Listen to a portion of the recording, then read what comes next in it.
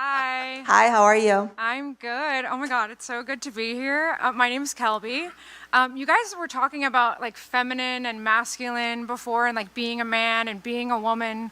And I totally agree that it can be this kind of elusive thing where it's like, I don't know what it is. But I'm also spiritual, and we have like, oh, masculine energy is this way, like very strong and like safety providing and physical. And then feminine energy is like kind of elusive and creative and Divine feminine, the divine masculine, all that, right? yeah. And I do believe that in a person we have both. In general, a biological woman will have more feminine energy, and a biological male will have more male.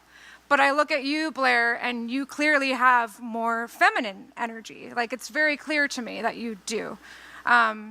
And so when you talk about like mental illness, it kind of like, maybe it's my understanding of mental illness, but I almost like, it hurts me a little because I see you and I'm like, you're not mentally ill, like a person who needs intervention or like somebody who needs to be watched or something like that. So I'm almost watching and I'm like, you're not mentally ill, you were born with feminine energy, like strong feminine energy in a male body. I get what you mean, and thank you for just being sweet and almost like defending me against myself, dragging myself, but I guess it just comes down to, I have just thoughts about mental illness that it's not necessarily to be stigmatized. So like when I say it, I'm not trying to put myself down in the same way that if I was up here saying I have really bad social anxiety or I have, depression or, any of the others, I just think it's just a fact of my character. Gender dysphoria, I do think is a mental illness. I do have to like hold on that. But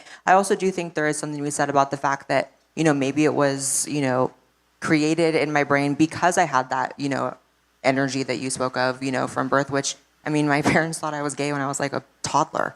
So like, you're right. Like it was there. But, I just think it boils down to if you think being mentally ill is something to be feeling bad about. And if you're not violent or like, harm to society, if you can be a productive person, I don't think there's any stigma in being mentally ill. What about you? What do you think? Well, that's why I call it mental disorder, not necessarily illness, right? Because I always say it crazier than it should be. Mental disorder, whatever. But it is in that category. We have to keep it in the mental illness disorder space because if we didn't, look what happened. Anyone can be trans. So I think to kind of piggyback off Blaire, for me as well, it's important for me to understand it's not normal the way I feel. It's not normal for a girl to want to be a boy or a man.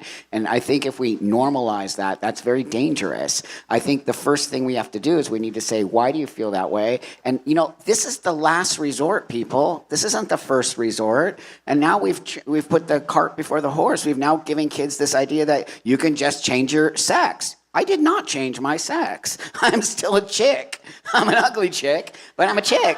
And it's okay. I have no issues with it. Once you sort of understand where you're at in the world, you can walk the world so amazingly happy and peaceful. And I do agree with you, male and female energy is very important. And I